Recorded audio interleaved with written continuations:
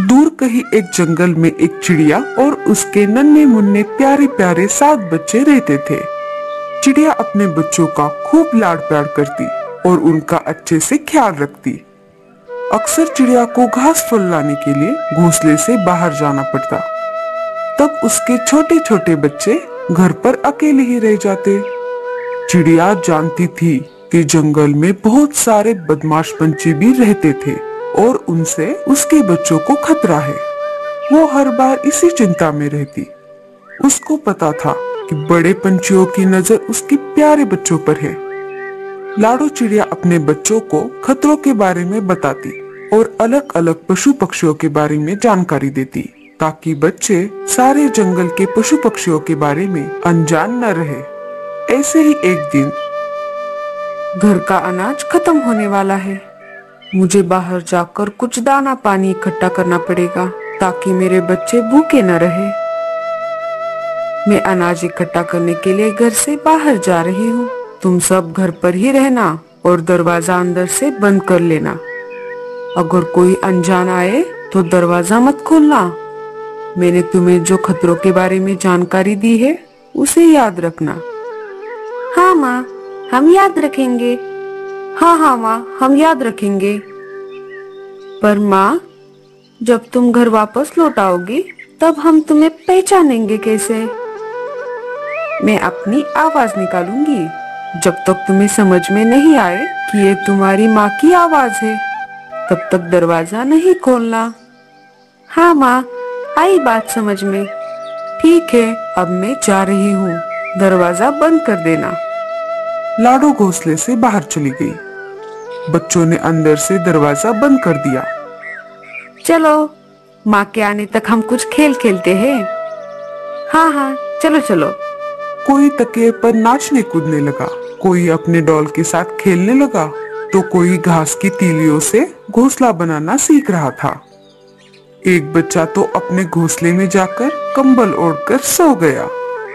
थोड़ी ही देर में लाडो चिड़िया अनाज लेकर आ गई। बच्चों, दरवाजा खोलो, मैं आ गई। लगता है माँ आ गई। चलो दरवाजा खोलते हैं। नहीं, माँ ने तो कहा था जब वो आएगी तब अपनी आवाज निकालेगी। हाँ, हम उसको अपनी आवाज निकालने को बोलेंगे। माँ, अपनी आवाज निकालो ताकि हम तुम्हें पहचान सके। लाडो ने अपनी आवाज निकाली। हाँ, ये तो माँ ही है। हमें दरवाजा खोलना होगा। ऐसा कहकर बच्चों ने दरवाजा खोल दिया। माँ, तुम आ गई?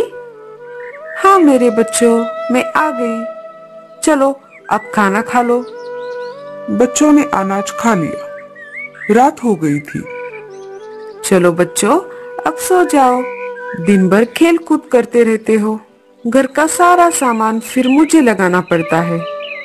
क्या करे माँ, तुम अनाज इकट्ठा करने के लिए घर से बाहर जाती हो, इधर हम सब बोर हो जाते हैं।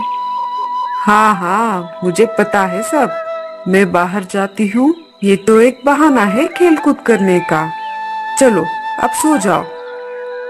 ऐसा कहकर लाडो ने बच्चों के ऊपर नरम नरम कंबल बिछा दिया। सारे बच्चे सो गए। लाडो सोच विचार करने लगी। ऐसा कब तक चलता रहेगा? मुझे मेरे बच्चों की बहुत चिंता हो रही है।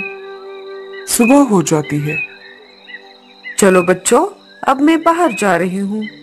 तुम्हें पता है ना क्या करना है? हाँ माँ, पता है।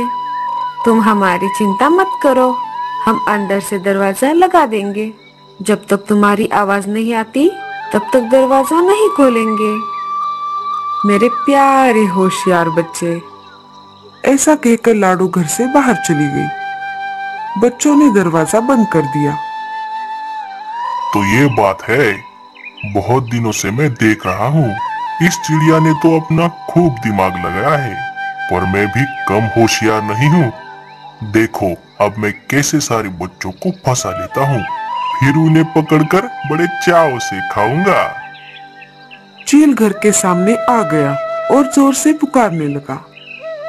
बच्चों, मैं आ गई, दरवाजा खोलो। लगता है माँ आ गई। चलो दरवाजा खोलो।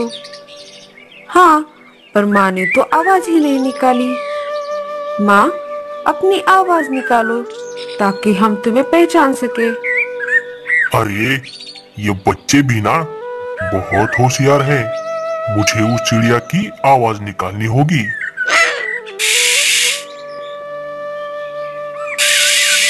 अरे नहीं, ये तो किसी और पंछी की आवाज लग रही है।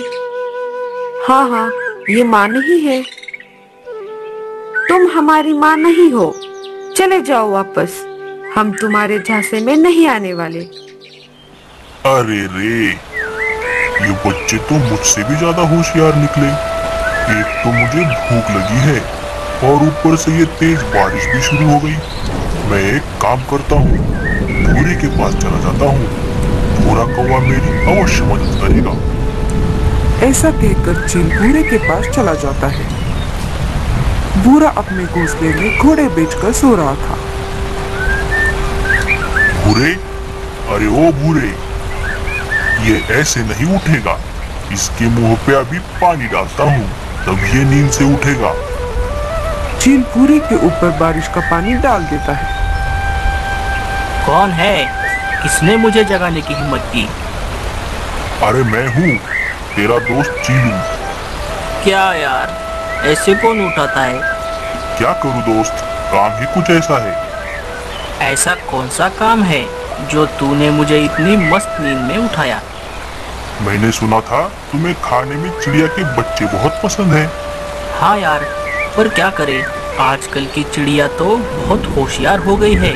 हाथ ही नहीं आती, ऐसे ही भूखे पेट सोना पड़ता है। अरे आज तेरी भूख मिटने वाली है। तू चल मेरे साथ। मुझे पता है तू किसी भी चिड़िया की आवाज निकाल सकता है। तू चल तो मेरे साथ, मैं तुम्हें रास्ते में सब समझा दूंगा।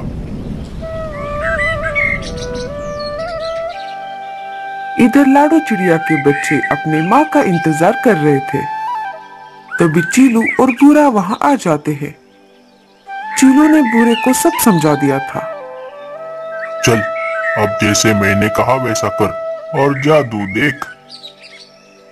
भूरा घोंसले के सामने आ जाता है और लाडो चिड़िया की आवाज निकालने लगता है।